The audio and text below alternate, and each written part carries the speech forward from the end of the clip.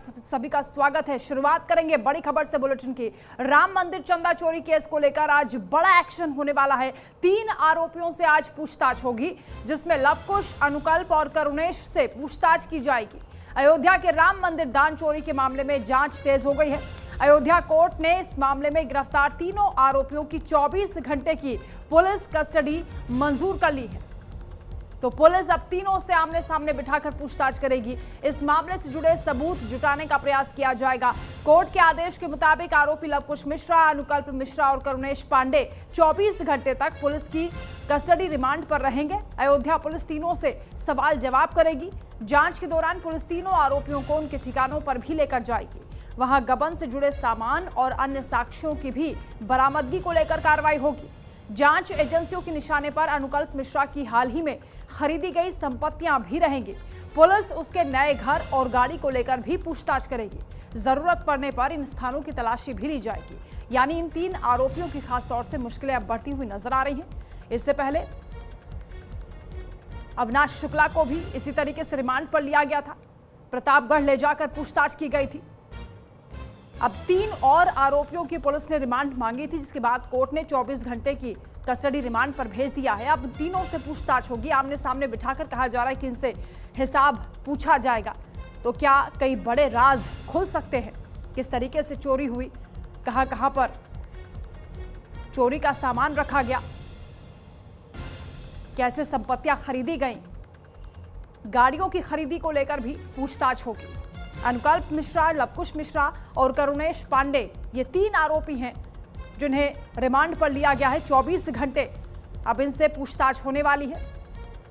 इनकी निशानदेही पर कई बड़े खुलासे होने की उम्मीद की जा रही है।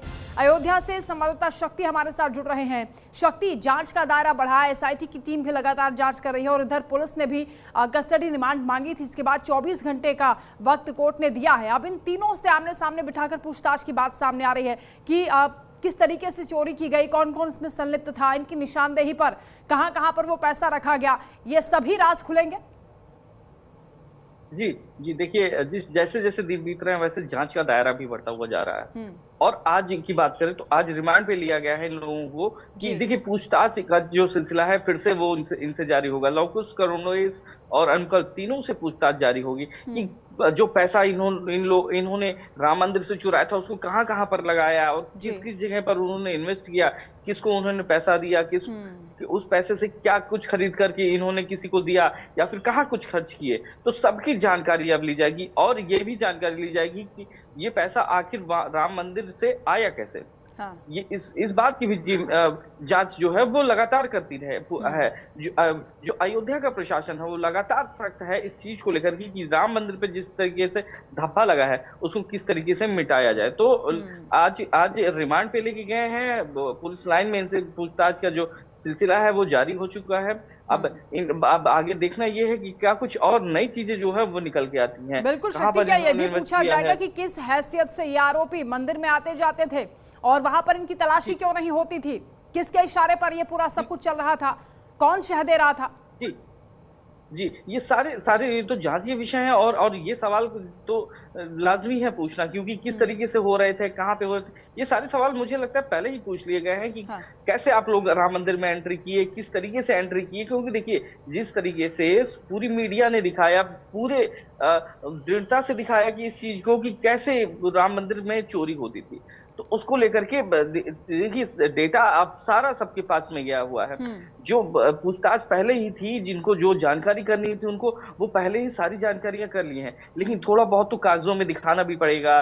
क्योंकि देखिए मीडिया जिस तरीके से लगी हुई है, अयोध्या राम मंदिर पे अपनी निगाहें बनाई हुई हैं, तो कहीं ना कहीं इन सब के मन में इस बात का डर है कि कहीं अगर हम गलत करेंगे तो उसका खामियाजा हमें भुगतना पड़ेगा। जिस तरीके से कल की अगर बात करें, नित्यानंद गिरी जब बयान दे रहे थे तो उन्होंने उनसे जब सवाल पूछे गए कि आप मीडिया ने जब उनसे सवाल पूछा कि आप इतने महत्वपूर्ण पद पे थे, कोषाध्यक्ष के पद पे थे, क्या आप भी इस्तीफा देंगे?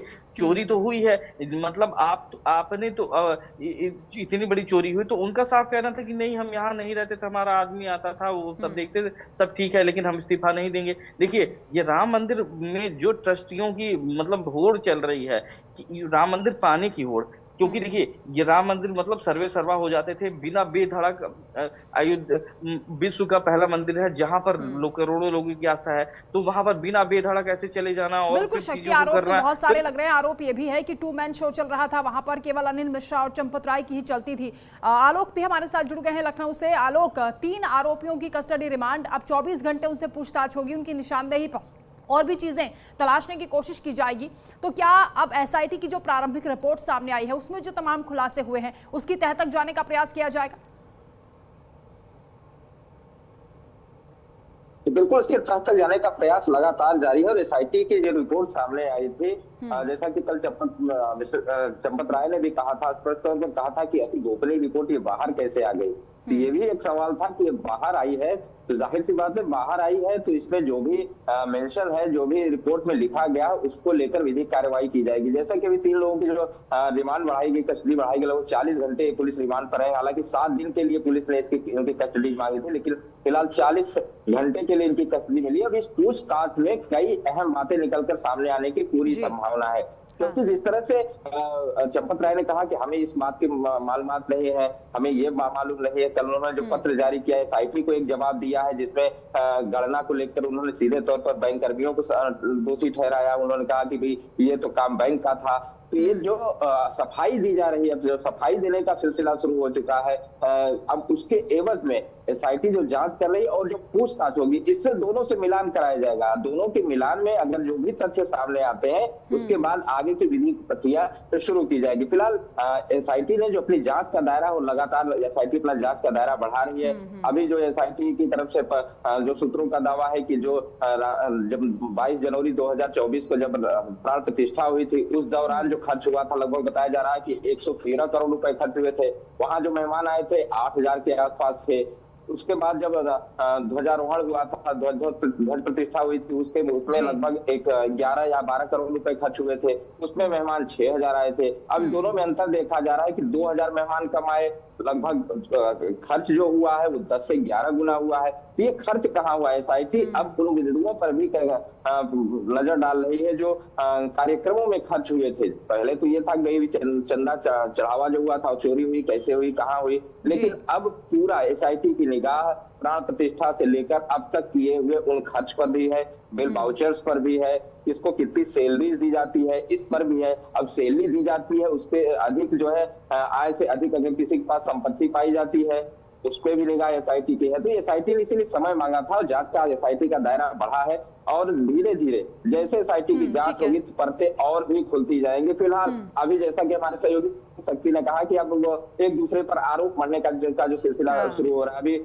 थोड़ी देर पहले कुछ सूत्र बता रहे थे कि चंपत राय किसी विशिष्ट व्यक्ति से भी मिल सकते हैं, वहां अपनी बात रख सकते हैं। तो आप सफाई दीजिए, बात रखिए, सब कुछ है, लेकिन जनता के जेहन में, करोड़ों श्रद्धालुओं के जेहन में जो बात चल रही है, चंपत राय कह रहे हैं कि सही समय आने पर खुलासा करूंगा, सही समय आने पर सत्य सबके सामने आ जाएगा। वो सही समय कब आएगा ये भी अपने आप में सवाल है शक्ति। लेकिन पुलिस एक एक करके जब आरोपियों को रिमांड पर ले रही है, इसको लेकर भी सवाल है कि जब शुरुआत में ही उन्हें न्यायिक हिरासत में भेजा गया था तब पुलिस ने क्यों नहीं रिमांड मांगी थी, और टिन्नू यादव जो शुरुआत से ही संदेह के घेरे में है उसकी रिमांड क्यों नहीं ली जा रही है?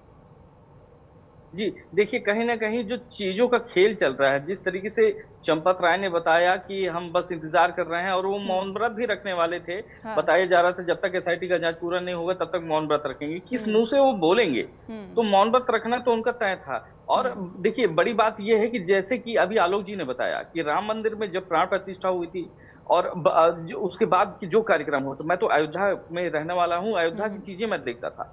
राम मंदिर में मैं अगर अभी कुछ दिन पहले की बात करूं, जब रामलला का जन्म उत्सव मनाया जा रहा था, तो सिर्फ एक दो द्वार ऐसे थे जिनको बस थोड़े नॉर्मल टेंट के कपड़ों से सजाया गया था। राम मंदिर कोष में इतना धन नहीं कि पूरे जितने अयोध्या के जितने द्वार हैं, राम जी के जितने प्रमुख द्वार थे उनको कम से कम फूलों से सुसज्जित कर दिया जाए। इतने पैसे आखिर गए कहाँ? मैं तो अयोध्या का रहने वाला हूं, मैं तो चीजें देखता था ना कि सिर्फ जो फ्रेम में जितना दिखना था उतना ही दिखाया गया, और सारे जो पैसे थे वो सच में गमन हुए हैं, उसमें कोई दो राय नहीं है। इतनी बड़ी प्रोजेक्ट बताए, 2100 करोड़ गमन हो गया, कहाँ चला गया वो पैसा? अयोध्या में कितने लोग आए, बहुत बहुत सारे लोग जो थे, जब मैं अब प्राण प्रतिष्ठा की बात करूं तो देखिए, प्राण प्रतिष्ठा में लोगों ने अपने दिल खोल के यहाँ पे भंडारे लगाए थे। जो जिन्होंने भी खाने का आयोजन था, जो अपनी श्रद्धा से जो चाह रहा था वो कर रहा था, क्योंकि उस समय छूट मिली थी। और ट्रस्ट के द्वारा कोई कार्यक्रम नहीं करवाया गया। ट्रस्ट के द्वारा सिर्फ ये कार्यक्रम करवाया गया कि हाँ बस झांकियां करवा दी गई, और वो भी मनोरंजन विभाग, जितने सरकारी विभाग थे वो सारे किए थे। कोई भी ऐसा नहीं था कि ट्रस्ट के द्वारा ये कार्य किया गया। राम धन की जमकर बंदरबाट हो रही थी, जमकर लूटपाट हो रही थी, और धीरे धीरे खुलासे होंगे और भी कई चौंकाने वाली बातें सामने आ सकती हैं। आप रहिए हमारे साथ शक्ति और आलोक, लौटेंगे आपके पास। एक और बड़ी अपडेट है, राम मंदिर चंदा चोरी के मामले को लेकर सूत्रों के हवाले से खबर आ रही है। मंदिर चढ़ावा चोरी के मामले में एसआईटी ने बड़ी कार्रवाई की है। एसआईटी ने जांच का दायरा बढ़ा दिया है और ट्रस्ट के बड़े आयोजनों पर खर्च की जांच होगी। पिछले 2 साल में करीब 124 करोड़ रुपए खर्च हुए हैं। सूत्रों के हवाले से जानकारी मिल रही है, प्राण प्रतिष्ठा समारोह में 113 करोड़ खर्च हुए। इसके अलावा शेड, टेंट सिटी, इंफ्रास्ट्रक्चर में भी 35 करोड़ से ज्यादा खर्च हुए। अक्षत पूजन अभियान में 30 करोड़ 85 लाख खर्च हुए। प्रचार और विज्ञापन में 21 करोड़ 77 लाख खर्च हुए। सजावट, लाइटिंग में 14 करोड़ से ज्यादा खर्च हुए। सूत्रों के हवाले से डिटेल्स सामने आई है। मेहमानों के भोजन में 5 करोड़ 11 लाख रुपए खर्च हुए। तो इस खर्च को लेकर भी जांच पड़ताल की जाएगी कि आखिर इसमें कितना कागजों में दिखाया, कितना असल में खर्च हुआ। यह भी अपने आप में बड़ा सवाल है शक्ति जी। और अगर देखिए खर्च की बात हो ही रही है तो बैनर कहाँ हम भूल सकते हैं। जिन बैनर का रेट नॉर्मल है, सबको सार्वजनिक है, बैनर का रेट 12 रुपए 11 रुपए स्क्वायर फीट है, लेकिन उसी को 24 रुपए स्क्वायर फीट करके क्यों बिल बनाया गया। और देखिए, अयोध्या जब प्राण प्रतिष्ठा थी तो बैनर बहुत सारे लगे थे, बैनर में भी लूट हुई है। मतलब राम मंदिर के कोई ऐसा कोना नहीं छोड़ा गया, कोई ऐसा मौका नहीं छोड़ा गया जहां पे लूट ना की जाए। तो शुरुआत से ही लूट जो थी वो राम मंदिर में चल ही रही थी। लोग इसको जो हमें लगता है जो ट्रस्टी हैं वो इसको भगवान का मंदिर ना समझ करके एक पैसे कमाने का जरिया समझ लिए थे। तो उसको पैसे, देखिए जिनको अपना बिजनेस समझ लेना है तो उनको भगवान से कोई मतलब नहीं है, तो वो बिजनेस की तरीके देखेंगे कि कहाँ क्या चीज आ रहा है, क्या चीज नहीं आ रहा है। मेरे सामने कई कई ट्रक भर के सामान लोग भेजते थे, कई ट्रक भर के लोग अनाज भेजा करते थे, तो सारे कहाँ चले गए। ये है जो राम भक्त थे, जो बाहर की जो बाहर के सेठ थे, वो अपने अयोध्या में कितना सारा भंडारा करवाए, कितनी सारी चीजें करवाए, लेकिन ट्रस्ट के द्वारा कुछ भी देखने को नहीं मिला। और सबसे दुखद बात ये थी कि जब राम जी का जन्मोत्सव मनाया गया उस समय लगा कि जैसे अयोध्या में कुछ भी नहीं हो रहा है। भीड़ को डाइवर्जन करके एक छोटा सा बैरियर बना करके उसमें भीड़ दिखाने के लिए बताए कई लाख श्रद्धालु आ गए। मेरे ख्याल से 50,000 से ज्यादा श्रद्धालु जो थे वो अयोध्या में नहीं आए राम मंदिर जब वो हुआ था। तो दिखाने के लिए तो कुछ भी दिखाते थे कि ये हो रहा है वो हो रहा है, लेकिन क्या किया जाए जब चीजें नहीं बोला जा सकता था। बहुत सारी चीजें थी जो दबा के रखी गई थी, बिल्कुल, यानी दबी जुबान में चर्चाएं हो रही थी इस पूरे गबन को लेकर, लेकिन खुलकर कोई बोल नहीं रहा था, कतरा रहे थे लोग। आलोक भी हमारे साथ लगातार जुड़े हैं, आपके पास भी हम लौटेंगे। एक और बड़ी अपडेट सामने आ रही है, अयोध्या में चंपत राय से मिलने पहुंचे हैं गोविंद देव गिरी। ट्रस्ट के कोषाध्यक्ष गोविंद देव गिरी मिलने के लिए पहुंचे हैं चंपत राय से। बिना पुलिस सुरक्षा के ही गोविंद देव गिरी पहुंचे हैं। तीर्थ क्षेत्र भवन में दोनों की मुलाकात हुई है। तो ये एक्सक्लूसिव तस्वीरें आपको दिखा रहे हैं किस तरीके से गोविंद देव गिरी चंपत राय से मिलने के लिए पहुंचे। चंपत राय ने दरअसल ट्रस्ट की बैठक के बाद, यानी इस्तीफा स्वीकार होने के बाद, एक चिट्ठी लिखी है राम भक्तों को, और उसमें उन्होंने कहा है कि बहुत जल्द, यानी समय आने पर मैं ये खुलासा करूंगा कि आखिर सत्यता क्या है। आलोक लगातार हमारे साथ जुड़े हैं। आलोक, क्या एक दूसरे पर अब ठीक राह फोड़ने की तैयारी हो रही है? क्योंकि देखिए, गोविंद देव गिरी ये कहते हैं कि बड़े ही भोलेपन से जो चंपत राय थे उन्होंने इस पूरे मामले को डील करने की कोशिश की व्यक्तिगत रूप से, तो कहीं ना कहीं इशारा है कि चंपत राय इसके लिए जिम्मेदार हैं, और कोषाध्यक्ष होते हुए उनकी भूमिका भी संदेह के घेरे में है, लेकिन वो अपनी भूमिका को सिरे से पल्ला झाड़ते हुए दिखाई दे रहे हैं। अब इस मुलाकात में क्या हो सकता है?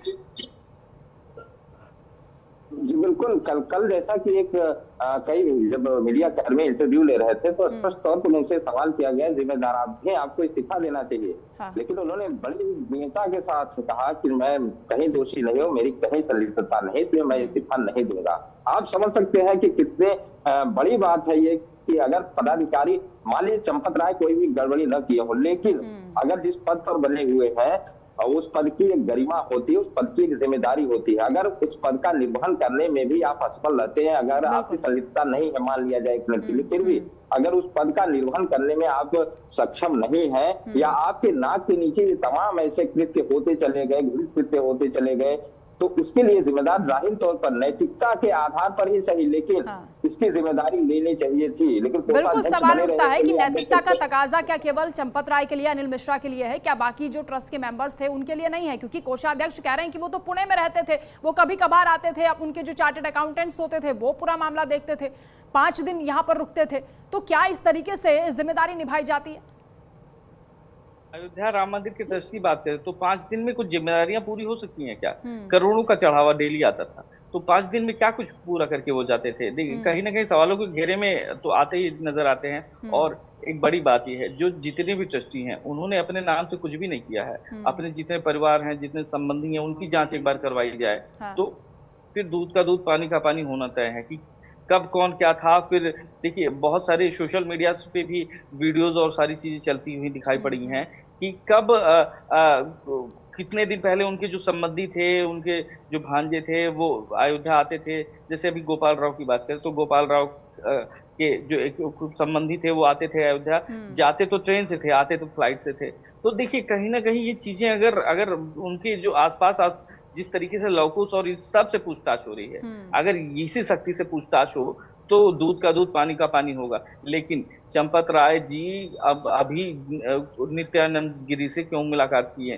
देखिए कल जिस तरीके से उन्होंने बयान दिया और अब पत्रकारों से भागते हुए नजर आए, उनके माइक को हटाने की कोशिश की और जब सवाल पूछा गया तो उन्होंने सही से जवाब भी नहीं दिया उसका। शक्ति, लेकिन गोविंद देव गिरी अब चंपत राय से मिलने क्यों पहुंचे हैं? इसका क्या कारण हो सकता है? जी बस वही देखिए उसी पे मैं आ रहा था। देखिए ये कहीं ना कहीं अब उनको डर सता रहा है कि हाँ मैंने गलत बोल दिया है। और देखिए ट्रस्टी तो पहले से ही मन बनाए थे कि देखिए मीडिया वाले आएंगे तो पूछेंगे जरूर, और इसीलिए चंपत राय भी कुछ गलत शब्द न निकल जाए, क्योंकि जब भी वो बोलते हैं तो अब शब्द ही बोला करते हैं। तो कहीं ना कहीं कुछ ना कुछ अगर निकल गया उनके मुंह से तो उसका राय का पहाड़ बन जाएगा और वो सही में बन जाएगा। और वो कुछ ना कुछ सही बात निकल ही जाता है। अगर ज्यादा सवाल पूछा जाए जो रहता है सही वो निकल जाता है मुंह से। तो इसीलिए से बचने के लिए अब तक क्यों नहीं सामने आया? एक अजीब सी बात यह भी है कि जो बयान सामने आ रहे हैं ट्रस्ट के लोगों के, वो आपस में विरोधाभास उसमें दिखाई देता है। एक तरफ जो चंपत राय हैं वो 5 जून की घटना के बाद 7 जून को कहते हैं कि कुछ उल्लेखनीय नहीं हुआ, कोई ऐसी चोरी नहीं हुई, लेकिन जब वीडियो सामने आया तो उसके बाद उनके पास जवाब नहीं था। गोविंद देवगिरी कह रहे हैं कि जिस तरह की डकैती हुई, जिस तरह के आरोप लग रहे हैं, ये सुनकर ऐसा लगता है कि कान में कोई गर्म शीशा डाल रहा हो। वो कह रहे हैं कि बहुत पीड़ा हो रही है हमें। चंपत राय पर वो कह रहे हैं कि व्यक्तिगत रूप से उन्होंने डील करने की कोशिश की, यानी क्या एक दूसरे पर ये गेंद पाले में डालने की कोशिश की जा रही है? एक चीज बताइए, देखिए चंपत राय के पास इतनी अथॉरिटी नहीं कि वो व्यक्तिगत रूप से डील करेंगे। अगर उनको पता था राम भक्त करोड़ों लोगों की आस्था की बात थी, तो अगर चोरी हुई थी तो देखिए चोरी छोटी नहीं हुई है, बहुत बड़ी चोरी हुई है, बहुत दिनों से चोरी हो रही है। तो कितना व्यक्तिगत दिखाएंगे भाई? व्यक्तिगत के चक्कर में आपने पूरा राम मंदिर लुटवा दिया।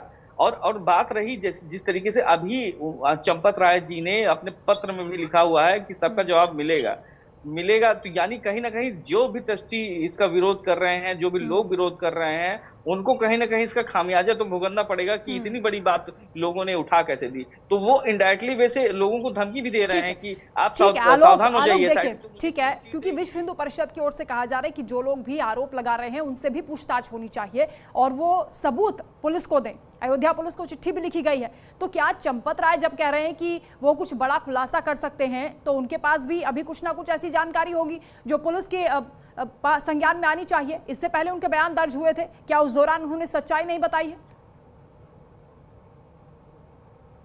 जब भी पूछताछ हुई उन्होंने अपनी बातों को स्पष्ट तौर पर रखा है और उसका जिक्र जो है एसआईटी ने अपनी जांच रिपोर्ट में भी किया है।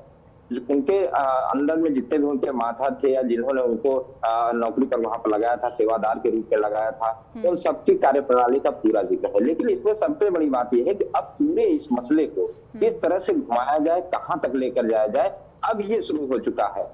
आरोप प्रत्यारोप का दौर शुरू हो चुका है, गुमराह करने का दौर शुरू हो चुका है। चूंकि बयानबाजी होगी तो जाहिर सी बात है, अगर चंपत राय ने कह दिया हमारा मुंह खुलेगा या हम जब जवाब देंगे, समय आने पर जवाब देंगे। अब क्या जवाब देंगे?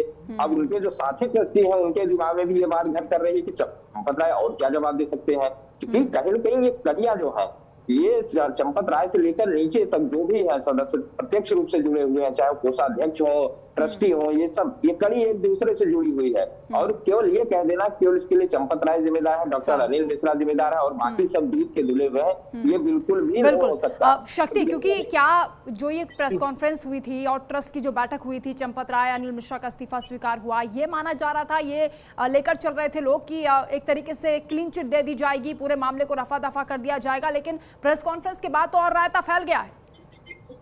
जी जी जी, देखिए मूड में तो यही थे कि हाँ हम प्रेस कॉन्फ्रेंस कराएंगे और सारी चीजों को मैनेज कर लेंगे, लेकिन कहीं ना कहीं मीडिया बहुत सख्ती से और बहुत पुख्ता तरीके से खड़ी हुई है कि जो अयोध्या में जिन्होंने भी अयोध्या राम मंदिर में चोरी की, देखिए आरोप प्रत्यारोप की बात नहीं करते हैं हम, जिन्होंने सच में गमन किया है उनके ऊपर कार्रवाई होनी चाहिए। जो मीडिया के ऊपर गोदी मीडिया का दाग लगा था वो भी हट गया। और मीडिया की बात करें तो जो जिन्होंने बहुत दम दिखाकर के उस तरीके का सवाल पूछ लिया, मैं तो उनको थोड़ा सलूट भी करूंगा कि देखिए इतना बयान बदलते हुए भी नजर आ रहे हैं और अपने बयानों में ही फंसते हुए कुछ लोग नजर आ रहे हैं। तो देखना होगा आगे किस तरीके से एक्शन होगा और क्या खुलासे होंगे। बहुत शुक्रिया आपका शक्ति और आलोक, आपका भी तमाम जानकारी के लिए।